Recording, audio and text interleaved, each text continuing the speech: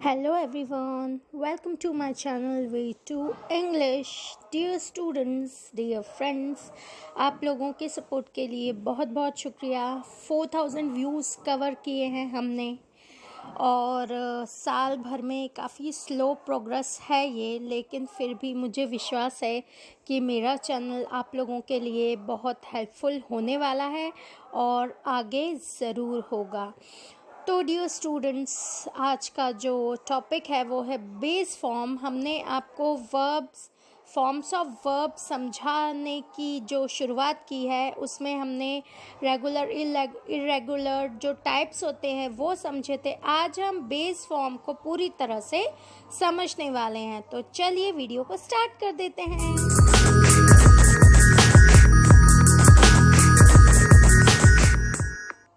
तो dear students, जैसा कि स्लाइड में आप लोग देख पा रहे हो, फॉर्म्स ऑफ वर्ब है। इसमें बेस फॉर्म का डिस्क्रिप्शन है जो मैं आज आप लोगों को समझाऊंगी in respect to regular and irregular verbs. तो क्या है बेस फॉर्म, देख लेते हैं। It is the root form. Base form को रूट फॉर्म भी कहा जाता है क्योंकि ये जड़ होती है। इसी शब्द का दूसरे फॉर्म में परिवर्तन होता है ना। हमारे पास एक वर्ब होना चाहिए, तभी तो हम उसको अलग अलग फॉर्म्स में डालेंगे। तो वो जो मेन वर्ब होता है उसे हम बेस वर्ब या रूट वर्ब कहते हैं, जैसे सेट, कम, गो, इस तरह के सभी शब्द, है ना। तो it is the root form और the main verb. It does not include suffix और प्रीफिक्स। इसमें, इस वर्ब में, इस क्रिया शब्द में कोई सफिक्स या प्रीफिक्स नहीं होता, मतलब आगे कोई शब्द नहीं लगा होता और पीछे कोई शब्द नहीं लगा होता। हिंदी में इसे हम उपसर्ग और प्रत्यय भी कहते हैं, जैसे ईडी लगा नहीं होता या आईएनजी लगा नहीं होता या डीआईएस लगा नहीं होता, तो उपसर्ग और प्रत्यय नहीं लगा होता, केवल एक शब्द होता है, ये वर्ब। इसे हम रूट वर्ब कहते हैं। बहुत इजी है समझना कि वो शब्द जिसके हम अलग अलग फॉर्म्स बनाते हैं, तो वो जो मेन शब्द होता है उसे हम क्या कहते हैं, रूट वर्ब कहते हैं। तो ये सभी मैं आप लोगों को एक्सप्लेन करूँगी इसके बाद में।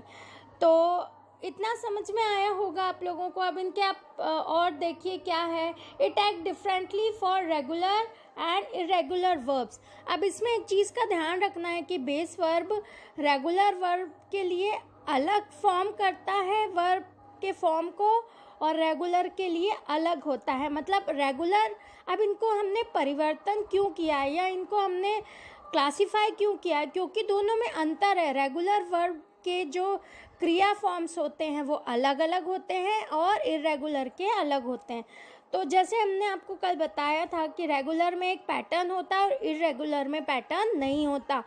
तो बेस फॉर्म के साथ में यही होता है कि रेगुलर और इरेगुलर में अलग अलग काम करता है वो।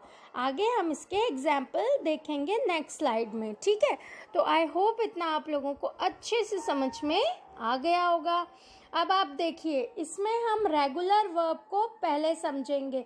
रेगुलर वर्ब में it is same as infinite form with to removed. इसमें हम टू को रिमूव कर देते हैं और वो उसी फॉर्म में रहता है। टू को जैसे मैंने हटा दिया तो वो वही फॉर्म में रहेगा। जैसे बी अपने आप में एक रेगुलर वर्ब है, रूट वर्ब है बी, है ना। गो, वेयर और सी। अब आप बोलोगे कि टू क्यों लगाया, तो आपने देखा होगा वाक्य में हम टू लगा के यूज करते हैं ना सेंटेंस को। आई हैव टू गो, है ना। आई हैव टू गो, मुझे जाना है ना। तो she has to wear a new dress, उसे एक नई ड्रेस पहननी है, तो यहाँ टू लगाते हैं वाक्य में। लेकिन जब हम उसको वर्ब के रूप में लेते हैं, खाली वर्ब जिसे हम कह सकते हैं रूट वर्ब, तो उसमें क्या होता है, टू हटा देते हैं और बाकी वो वैसा की वैसा रहता है। तो आप समझ सकते हो कि सभी प्रकार के शब्द जो होते हैं वो वर्ब में आते हैं और वही रूट वर्ब होते हैं। अगर उनमें कोई सफिक्स लग जाता है, मतलब उपसर्ग लग जाता है या प्रत्यय लग जाता है, तो वो वर्ब फॉर्म में कन्वर्ट होते हैं। आई होप ये आप लोगों को बहुत अच्छे से समझ में आया होगा।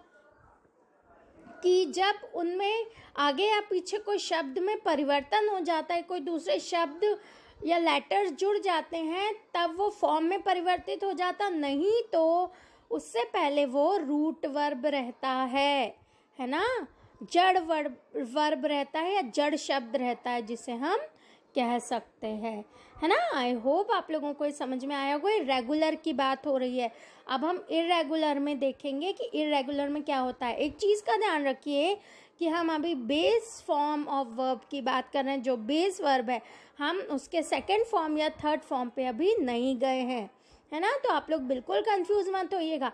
बेस में क्या होता है, कोई और शब्द नहीं जुड़ता है, ना आगे ना पीछे, जैसे ईडी वगैरह, आईएनजी वगैरह नहीं लगता, DIS UN ये सब नहीं लगता, तभी तो हम समझ सकते हैं कि ये बेस फॉर्म है ना।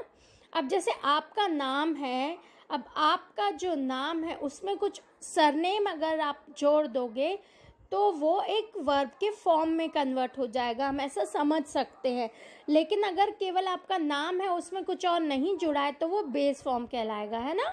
अब हम नेक्स्ट स्लाइड में क्या है, इर्रेगुलर वर्ब्स है, base form description of irregular verbs. Irregular verbs में क्या होता है ये देखते हैं। It is used to create other forms, ये दूसरे फॉर्म को क्रिएट करता है irregular verb. When conjugated depending on tense, ये टेंस के हिसाब से मतलब पास्ट टेंस में है या कंटिन्यूस टेंस में है, उसमें इर्रेगुलर वर्ब्स होते हैं।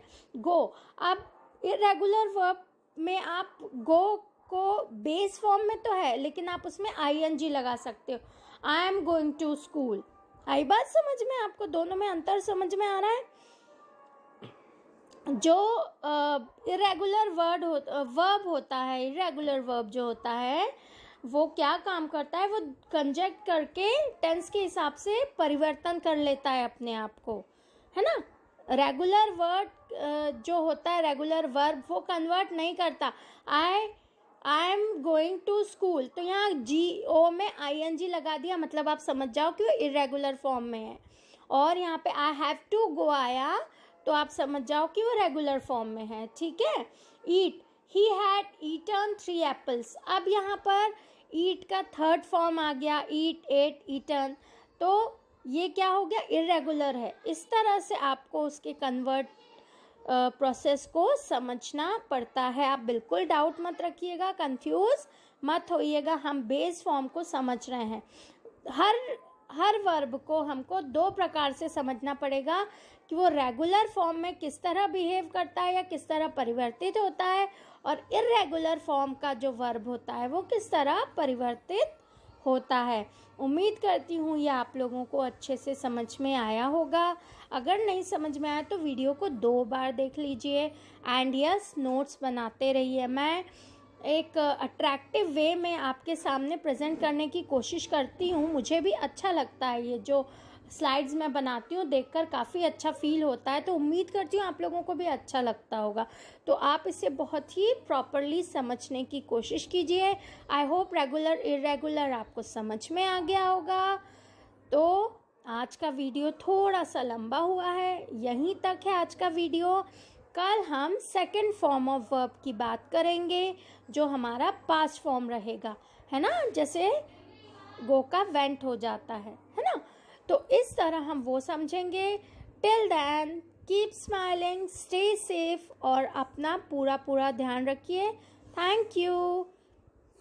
और हाँ, मेरे चैनल को सब्सक्राइब करना मत भूलिए। बहुत सारे लोग हैं जो देखते तो है वीडियो, लेकिन सब्सक्रिप्शंस मुझे अभी तक नहीं मिले हैं।